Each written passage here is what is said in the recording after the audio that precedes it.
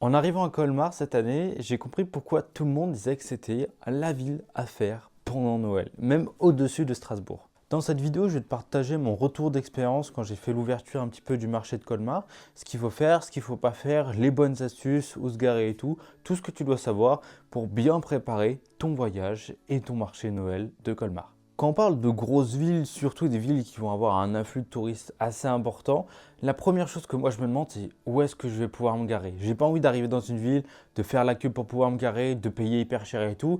Et donc je me suis demandé où est-ce qu'on peut aller à Colmar, sachant que ça va être le bordel en termes de touristes. Et c'est pour ça que nous on s'est garé au parking Saint-José, José, je sais pas, appelle-le comme tu veux.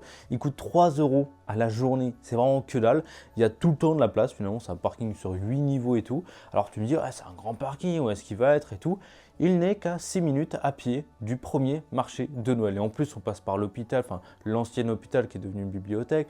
On passe par du coup des grandes places, c'est vraiment très sympa. On a juste une rue à traverser avant de se retrouver techniquement dans le centre-ville et d'arriver directement à la Grande Roue. Depuis le parking, on voit directement le premier marché de Noël. Donc pour dire que c'est vraiment pas loin du tout.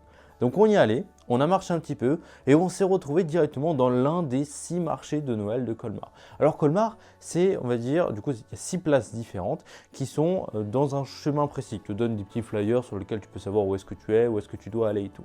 Mais techniquement, les marchés 1 à 5 valent le coup. Après, le 6e commence à être un petit peu loin, mais je te conseille quand même de les faire. Donc nous, à partir du parking Saint-José, on arrivait au marché de Noël, je crois que c'était le numéro 2, je crois, avec la grande roue, les tapis rouges et tout. Il y avait directement des stands un petit peu de nourriture et tout. On n'était pas sur des stands un petit peu type touristique et tout, tu achètes des trucs, des boules de Noël et tout. On était vraiment sur le stand de manger. Ce qu'on a trouvé hyper intéressant, c'était la musique. On entendait la musique, c'était trop mignon, la grande roue, les trucs rouges, la bouffe et tout, l'odeur et tout.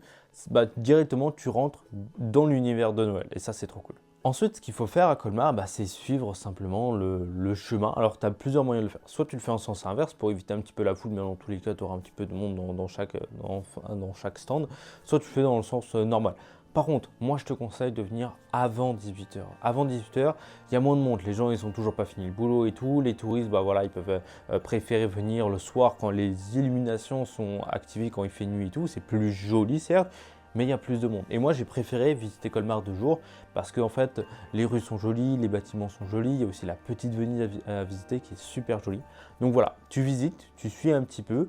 Il y a plein de petits coins. Alors, tu as les rues principales, là où il y a le marché de Noël avec les différentes places, mais aussi des petites rues annexes, comme la petite Venise que tu peux longer et tout. C'est des trucs que tu peux faire à côté ou même avant le marché de Noël, ou même pendant. Voilà, tu fais des petites excursions comme ça, c'est super sympa.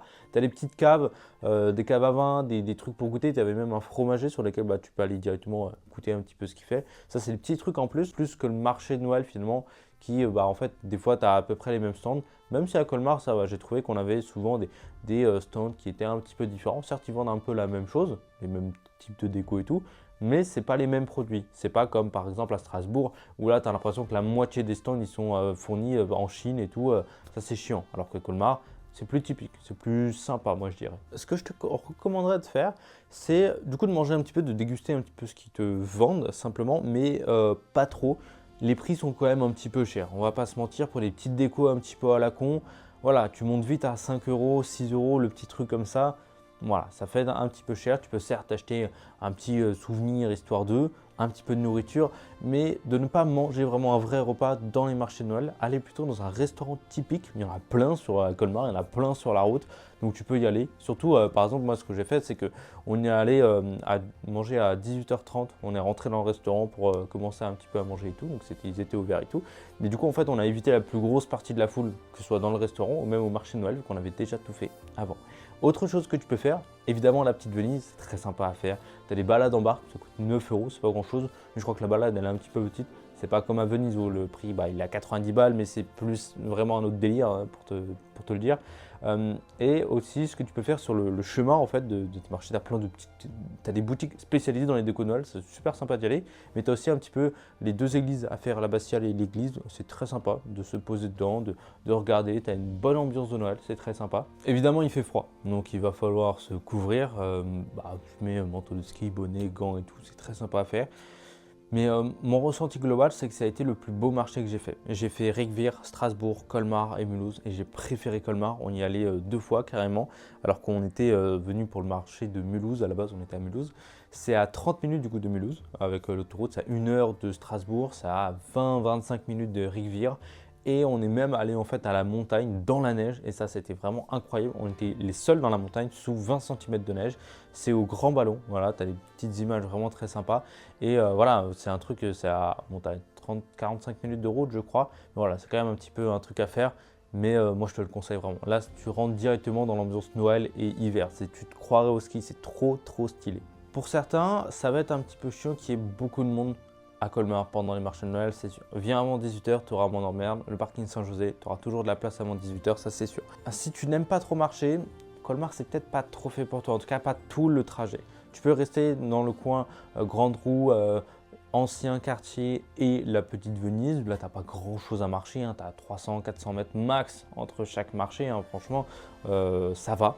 Tu as plein de petits marchés qui sont un petit peu cachés dans les bâtiments finalement, des trucs qui ne sont pas indiqués, ce n'est pas des chalets finalement, c'est un marché qui est dans, je vais dire un gymnase, mais en gros une grande pièce en intérieur. Ça c'est très sympa à faire et là c'est vraiment des artisans du coin qui te vendent leurs produits, ça c'est trop stylé. Donc si tu ne sais pas trop entre quoi choisir, entre Colmar, Strasbourg, Mulhouse et tout, va à Colmar. C'est le meilleur marché de Noël, c'est le plus beau, c'est la plus belle ville finalement, alors que Strasbourg c'est sympa, c'est sûr, mais trop grand, trop haut, trop de gens finalement.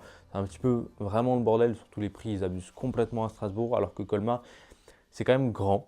C'est plein de marchés différents, donc tu as le temps de l'explorer, mais tu n'as pas grand monde avant 18 h. Ça, c'est trop bien. Et surtout, tu as la petite Venise, tu as des trucs qui changent un petit peu. Comparé à Strasbourg, c'est à peu près tout le temps la même chose.